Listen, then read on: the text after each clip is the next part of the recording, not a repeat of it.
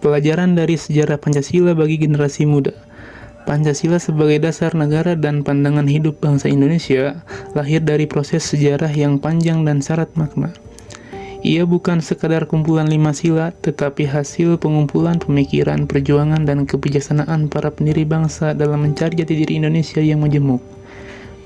Melalui pemahaman terhadap sejarah kelahirannya, generasi muda dapat menemukan nilai-nilai luhur yang relevan untuk membangun masa depan bangsa. Sejarah mencatat bahwa gagasan tentang dasar negara mulai mengemuka pada sidang BPUPKI tahun 1945. Tokoh-tokoh seperti Soekarno, Muhammad Yamin, dan Supomo mengemukakan pandangan mereka mengenai dasar negara yang ideal. Dalam pidato 1 Juni 1945, Soekarno memperkenalkan istilah Pancasila yang terdiri atas 5 dasar. Yang pertama, kebangsaan Indonesia. Yang kedua, internasionalisme atau perikemanusiaan. Yang ketiga, mufakat atau demokrasi. Yang keempat, kesejahteraan sosial. Dan yang kelima, ketuhanan yang berbudayaan. Rumusan ini kemudian disempurnakan menjadi Pancasila seperti yang tercantum dalam pembukaan Undang-Undang Dasar 1945. Bagi generasi muda, memahami sejarah Pancasila bukan sekadar mengenal tanggal atau tokoh, tetapi mengenali semangat kebersamaan dan nilai-nilai perjuangan yang terkandung di dalamnya. Dari proses panjang itu, kita belajar tentang pentingnya persatuan dalam keberagaman. Para pendiri bangsa mampu menempatkan kepentingan bersama di atas kepentingan golongan.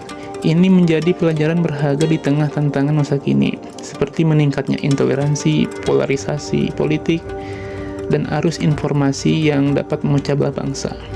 Selain itu, sejarah Pancasila mengajarkan pentingnya musyawarah dan gotong royong sebagai ciri khas bangsa Indonesia.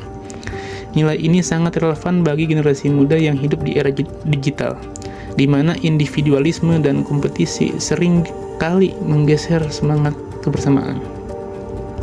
Dengan mengamalkan nilai-nilai Pancasila, generasi muda dapat menjadi agen perubahan yang menebarkan toleransi, keadilan, dan solidaritas sosial.